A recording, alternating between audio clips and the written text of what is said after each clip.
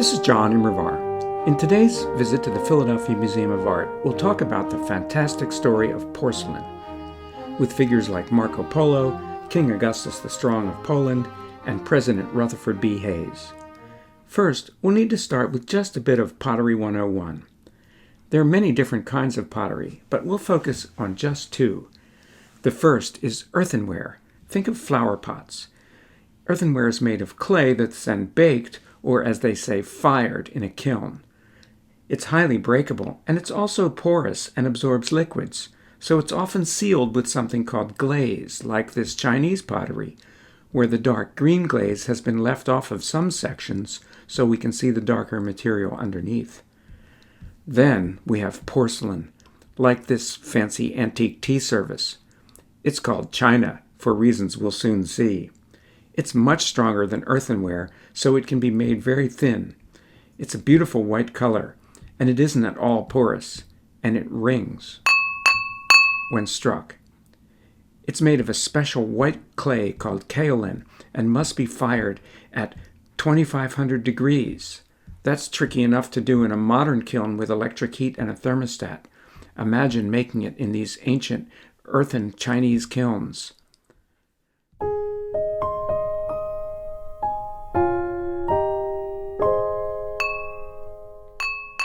The museum has wonderful examples of early Chinese porcelain. I love this wine jug from about the year 1000, with its beautiful brown glaze. The curator told me that when she picked it up, it was so light that it felt like it was floating out of her hands. In the 1400s, the Chinese began to make blue and white porcelain using cobalt oxide imported from Persia. They also imitated the geometric flower and vine patterns so common in Islamic art, as you can see from this plate. If you go to the museum's Chinese reception hall, you'll see some fabulous porcelains. One of my favorites is this lantern with its delicate lattice work. Wouldn't you love to see it with a candle inside? Now our story switches to Marco Polo. When he went to China in 1271, he was amazed when he first encountered porcelain. Because it was so hard, white, and thin, it reminded him of cowrie shells. The Italians called these porcellana, hence the name. Europeans had never seen anything like it, and they went crazy for it. Porcelain traveled along the 4,000-mile trading route, the Silk Road. Goods were often carried on camels, like this sturdy fellow made of glazed earthenware. Chinese porcelain was prized over the earthenware pottery of Europe and incredibly expensive, so Europeans looked for substitutes.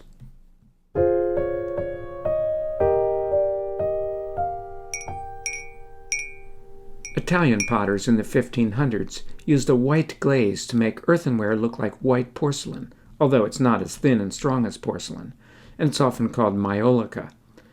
At this time there was a revival of interest in Greek and Roman mythology, so they often decorated their pottery with classical scenes, like this one depicting Pluto carrying Persephone off to the underworld. In the Netherlands, Chinese pottery, imported by the Dutch East India Company, became a huge status symbol. Notice in this picture of Dutch flowers, we see a piece of pottery in the corner, but the artist has made sure to tip the cup so we see how thin it is and realize that this must be imported porcelain. Chinese designs in blue and white patterns, like this Chinese dragon, were especially in demand.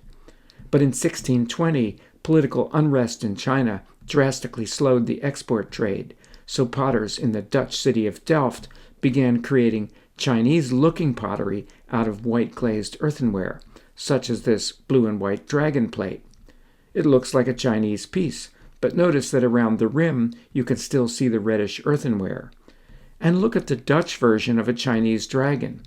In contrast to the happy figure of the Chinese dragon that brings good fortune, the Dutch version looks more like a lion with fierce teeth. While the Dutch and Italians had put glaze on earthenware, the French invented a new kind of pottery that was white through and through.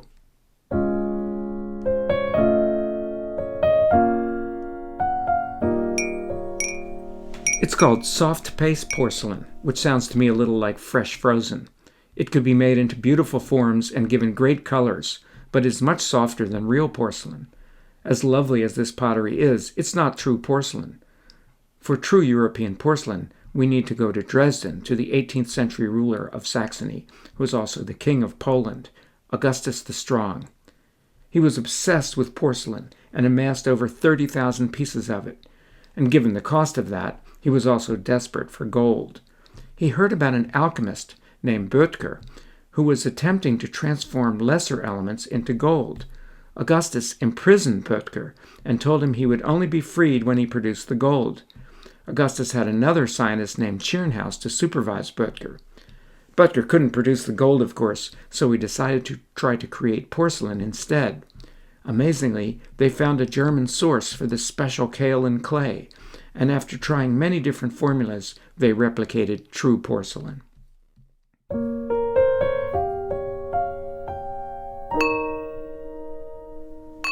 Augustus was delighted and created his own factory. One of his projects was to make a menagerie of life-sized porcelain animals and birds. The museum has two of these, this handsome billy goat and this wonderful nanny goat and their kid. They would have been painted in lifelike colors. Augustus, who never did anything small, ordered almost 300 of these large-scale porcelain animals and another 300 porcelain birds. Here's a bird at the Frick collection, which is almost 4 feet tall. The museum also has a piece from one of the most famous porcelain collections from this period, a plate from the Swan service, which was designed to serve dinners of 100 people with over 2,000 matching pieces. It was created to celebrate the marriage of an important minister of Augustus's son. Each piece has 2 swans, and since swans usually mate for life, that seems to me like an appropriate theme for a wedding present. There's also a connection between the minister's name and the German word for marshland, so all of the plates have water themes and often herons. Today, only 100 of the pieces survive because the collection fell into the hands of Russian soldiers in World War II, who, among other things, used the plates for target practice.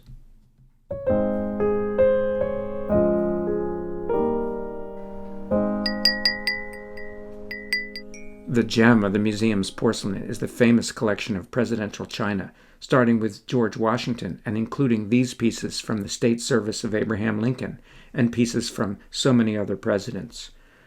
You don't hear much today about President Rutherford B. Hayes, but he did have impressive china. Although previous presidential china followed European patterns, his wife, Lucy Webb Haynes, wanted china that would remind the dinner guests of the abundance of the American continent, in a country that was expanding from sea to shining sea. The fish would be served on this fish plate, showing a fish caught in a net. There were many different patterns for different foods, such as this oyster plate. One of my personal favorites is the ice cream service plate, designed to look like a snowshoe, with rolled edges intended to look like birch bark, but which also make the plates almost impossible to stack. But for the most famous porcelain object in the museum, we must go to the 20th century. In 1917, Marcel Duchamp decided to challenge the organizers of a New York modern art exhibition, who said that they would accept any work of art that was submitted with no jury. Duchamp was walking by a plumbing supply house and bought this porcelain object, wrote a fictitious name on it, entitled it Fountain, and submitted it to the exhibition. The organizers were outraged and refused to exhibit it because they said it wasn't art, but it and Duchamp's other ready-made objects, like this bicycle wheel, raised a profound question: what is art? The original toilet was lost, but Duchamp made some replicas, and today you'll find images of this toilet in many art history books. We've had a journey of over 1,000 years that ended in a plumbing supply house, but come to the museum and see these pieces and so many others. And thank you for joining me, and if you enjoyed this video, please subscribe to my channel to see my other videos on the great art at the Philadelphia Museum of Art.